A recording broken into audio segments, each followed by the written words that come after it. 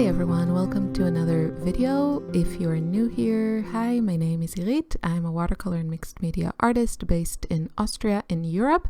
And today I want to talk about all things watercolor travel brushes. So I'm going to share with you the ones I have, my experience, what I like about them, what I don't like about them, and also show you 3 new brushes to me, which are very exciting, but that will be at the end of the video. So if you enjoyed this video, please give it a like, and also I would love for you to subscribe and hit the notification bell so you know whenever I post a new video.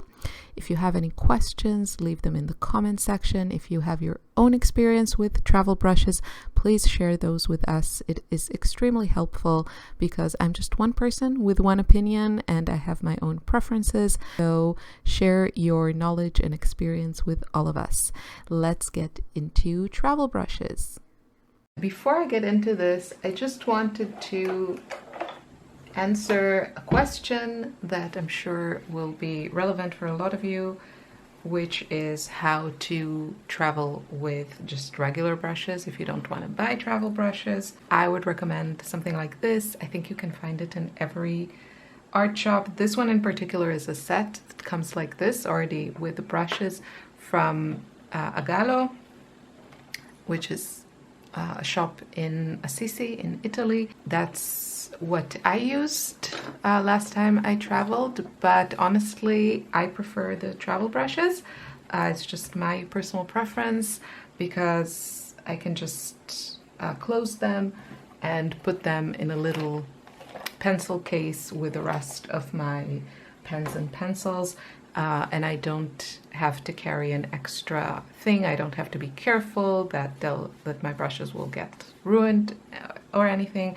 And I don't have to I don't need the space to open this whole thing up to have access to my brushes. So that's my personal preference, but this is a great solution if you want to travel with regular brushes. Of course, you can make your own. You should just make it with some sort of heavy duty fabric, and maybe put something inside that is more absorbent, so that you can put your brushes in when they're not completely dry. But if you are into travel brushes, I'll talk to you about my favorites and my experience with them. So I mostly paint in my studio, but I really enjoy these brushes that I also painted with them in my studio, as well as when I travel. I don't paint a lot outside of my home, but I did go on a few vacations with my supplies, and yeah, definitely for me, I feel like travel brushes are the way to go. And these are all newer. This is kind of where I started. So these ones I picked up. This is a company I don't really know, Midas Touch. And this is, as you can see, a filbert brush. This one, which means it's like oval. And then this one is a flat brush. I don't think there are a lot of travel brushes that are not round. And so I wanted to have these options. But honestly, I use 99% of the time round brushes or sword brushes. And so these are not, they don't get a lot of use just because of my style, but they are pretty nice. With all these metal brushes, they are quite heavy. And so something like this would probably be lighter. But yeah, I still think the advantages outweigh the disadvantages. And so I prefer travel brushes for traveling. Yeah, so I don't really have anything bad to say about these, just that they don't get a ton of use in my travels. And you can see also the outside writing rubs off at some point. I can recommend these if you want a flat brush or a filbert in travel format. Now we're going to what I would say is like a really strong contender for just travel brushes because of the range and the quality and the price. And these are the Escoda ones, except this one, which is kind of an Escoda dupe. This one is Jackson's Altica number 4, and it's a great brush for details. This looks like an exact dupe of the Escoda Perla brushes, and I wouldn't be surprised if this is made by Escoda, but just under the Jackson's name. It looks exactly the same. So if you find a brush that you like and it's cheaper to buy it under the Jackson label, I don't know this for sure, but yeah, to me it feels exactly the same like the Escoda. So the nice thing about this is that if you use Escoda brushes, and I do, and I have used them heavily since I've been painting with watercolors, you can buy the same brush that you use. For the most part, you can just buy it. If you like a brush, you can just buy it in the travel format. I'm just looking for one. So for example, this one is the Escoda Sintetico Ultimo number 10, which is a great workhorse of a brush. And then this is the travel version. So you can see the handle is shorter, but the ferrule is identical, and then the brush and everything, like the bristles, are identical. This one, because I got questions about holding water, the Ultimo is, oh, I'm sorry, my mistake. This one is the Ultimo. The Ultimo from the Escoda brushes, the Ultimo range holds the most water in my personal experience. And then if you want a little bit less water, then there's the Versatile. And then if you want a little bit less water, then I would go with the Perla. Perla are the most kind of stiff, and they hold less water than these two. And then the Versatile is soft. I would say both of these, the Ultimo and the Versatile, are very, very soft hairs, hold a lot of water. I think my feel is that the Ultimo holds a little bit more, but they're both great. And you can see I have all of these in a number 10. I think it's just a great size for like a large sketchbook. And I'm just really used to painting with these with the regular version, and so I wanted to have also a travel version. You do want to keep in mind when you close them, it's probably better if the bristles are just a little bit moist, just a little bit, because then you're less likely to catch the hairs when you close the brush. So I would definitely recommend these if you want a good affordable option, and or if you're used to using these Escoda brushes and you have a few that you like and you just want them in a travel option. They have different sets, so I would check those out. This one is Escoda Ultimo number 6. I would say probably for me the 6 is a little bit big for details. I would probably go with a number 4 or a 2 even. But yeah, they're great brushes. Then I just wanted to try a couple of brushes. I think these are a little bit harder to find, but this one I was excited about because as you can see, this is a quill brush. So you can see the brush is just made differently. It doesn't have a metal ferrule. It has like this plastic part here with some wire that holds everything in place. And I really love painting with these brushes. I like the way that they look and I like the way that they feel. And so you'll see that all of my newer ones and the ones that I use nowadays are mostly quill brushes. But before I discovered the Tintoretto brushes, which I'll talk about next, I couldn't really find a travel version of a quill brush. So this was one of the few that I found, and this is by Leonard. This is the 76RO, and the number here is number 1. And this is a good kind of workhorse for, I would say, like a smaller sketchbook. It holds a lot of water. Most quill brushes tend to do that. And it comes to, as you can see, hopefully a very fine tip. So that makes it quite versatile. And I used it a lot. And it's lovely. It's a bit harder to find, and so I would probably recommend the Tintoretto brushes, which I'll show you soon. And then this one just looked very pretty and I wanted a smaller brush. This is the Raphael, it says, and it just has a rose gold ferrule, which I find attractive. It doesn't have a number on it, but it's just a regular round brush that you can use for details. And now, oh, another one I want to mention is the Vinci Casaneo. So these are German brushes, and the Vinci Casaneo range is probably, when it comes to the bristles, it's probably the most animal-like bristles you'll find that are synthetic. The disadvantage about these brushes is, compared to other options that I've shown you, they are more expensive, quite more, I would say, probably somewhere between 50 and 100% more expensive. And just for me, especially once I discovered the Tintoretto, it's just not worth the price.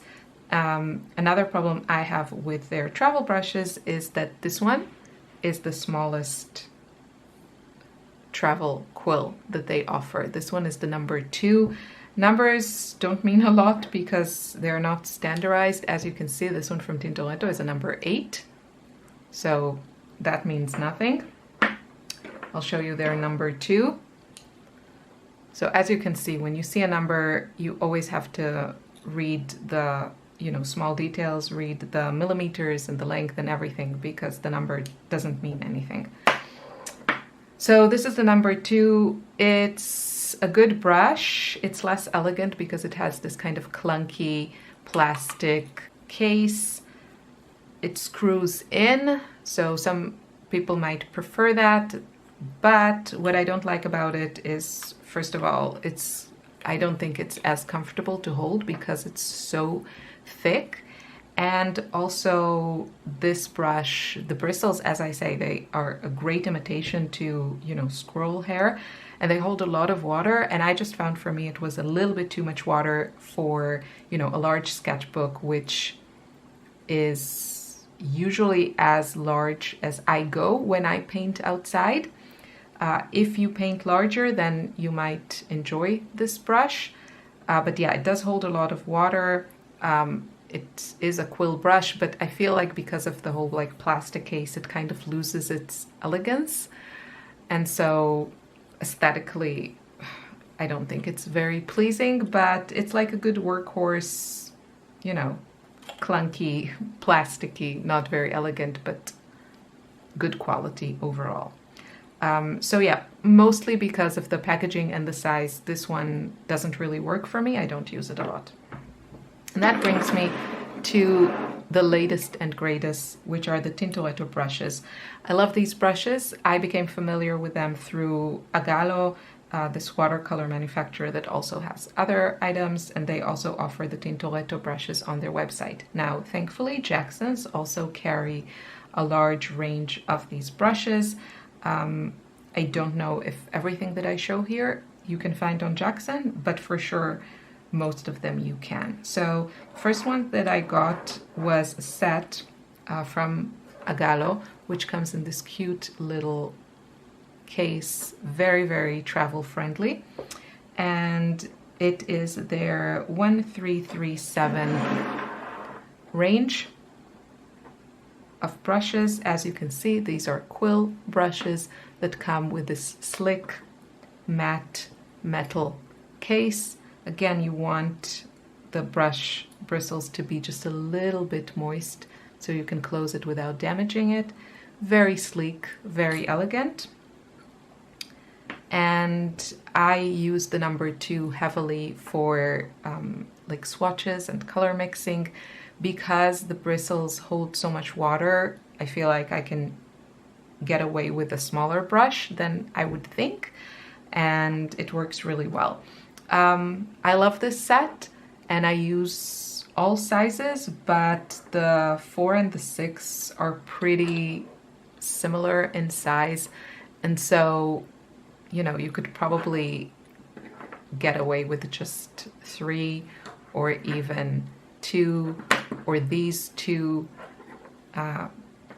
You wouldn't, like, I wouldn't say all 4 are needed, but I really love these and I use them all the time, so I feel I get good use out of them. My most used ones are probably the number 2 and the number 6.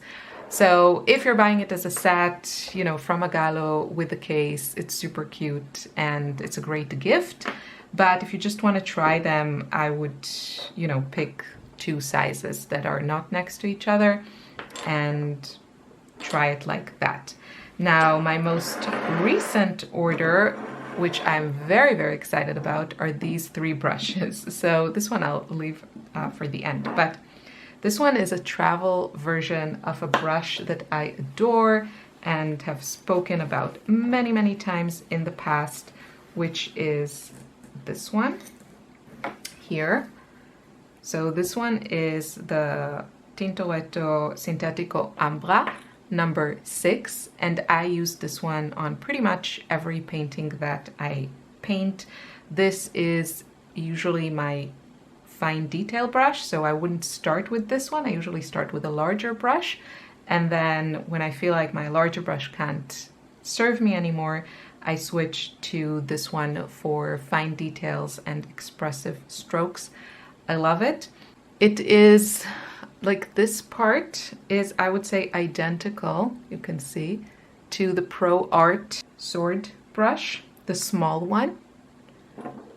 They really behave the same, but this one has a slightly longer handle and I just think it's prettier, and so I prefer this one. But if you can only find the Pro Art and you just want to try this kind of version, they are identical. So this brush I love and I use it all the time, and when I saw that there was a travel version, I immediately got it because I thought it would just be wonderful to have this option. So new brushes usually come with some gum arabic to hold the bristles in place, so I'm just washing that off. And let's see, I got some paper with the brush so I can show you how it behaves. And I just feel this brush is super versatile. It can make super fine lines, as you can see, or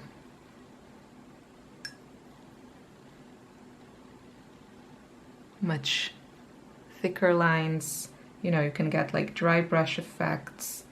You can get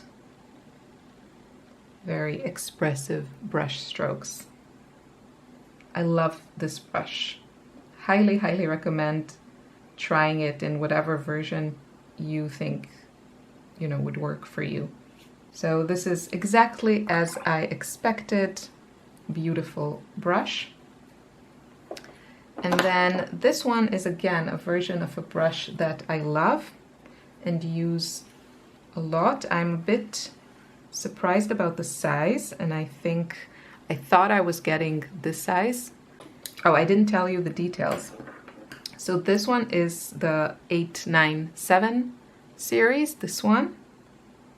And then this one, the travel one, is 1397. And they're both at least marked with the same number. It's number 6. So here the numbers are a bit different. And you can see this is the one I thought I was getting. This is the Tintoretto 1408 Sintetico Vajo Kazan, Italy. Again, the bristles here are very, very similar to squirrel hair, and they hold a ton of water. I love this brush for the same reason I like the previous brush. The Ambra one has stiffer bristles, and so I do actually prefer it for those finer details. This one I would consider using also to start my painting with. just because it holds so much water. And it's just lovely to paint with. Again, super elegant quill design, and you can get a lot of versatility because of the way that it is made. You can see, you can make hair thin lines and also very bold, thick strokes. So I thought it would be great to have a travel version of this brush, and so I picked what I thought would be a similar size to this one. This one, the one that I use the most, is the 2/0 brush. I have two more sizes that I don't use as much. This one is the 5/0, and then this one is 0. So these are the regular ones, and then the travel one is kind of looks like the 5/0, which is a shame because I thought it would be like the one that I showed you, like the 2/0, but it's not. So first of all, I'll remove the gum arabic from it, and then I'll show you. So this one would probably be more fitting for smaller details or just painting on a smaller size.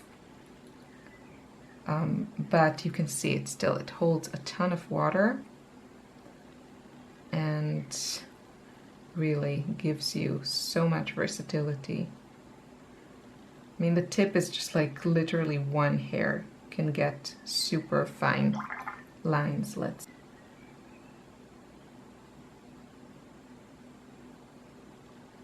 So fun. I just love these.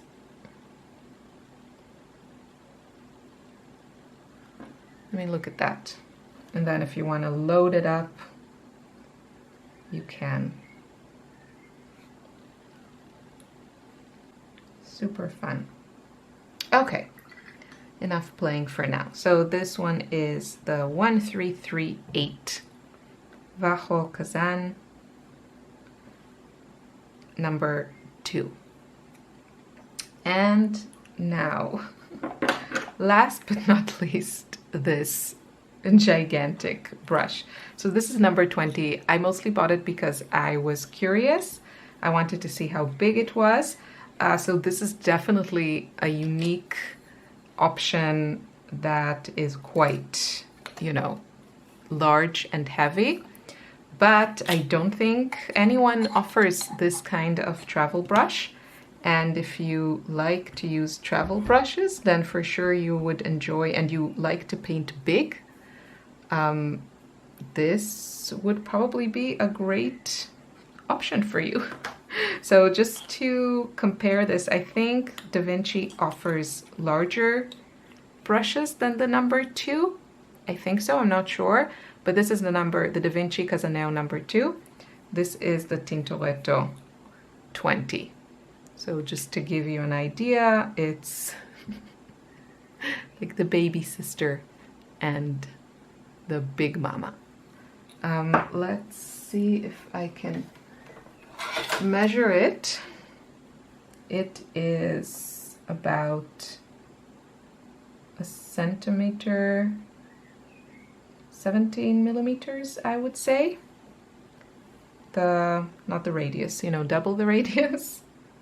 I don't know the word in English. And then the bristles are 4.5 centimeters. And let's just see, what color are we going to choose?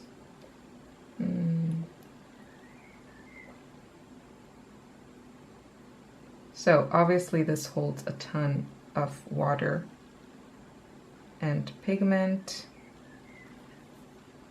and I shouldn't be using a teeny tiny piece of paper, but for the purposes of this demo, I just want to see. So obviously you can get very large areas covered with this. For washes, still probably, you know, something like this is a better way to go, but this is not a travel brush, so. And then of course here you get the options of the pointy tip. So you can get kind of thinner lines. If you're painting large and you want to be able to paint outside and you want a travel brush, then this is fun. But, you know, it is quite a big brush. This is quite intense. So, I don't know. I have pretty long fingers. If you have like small hands, I don't know if you'll enjoy the whole experience and the balance of this brush. But it's definitely fun. Like, I can see myself enjoying painting a larger painting with it.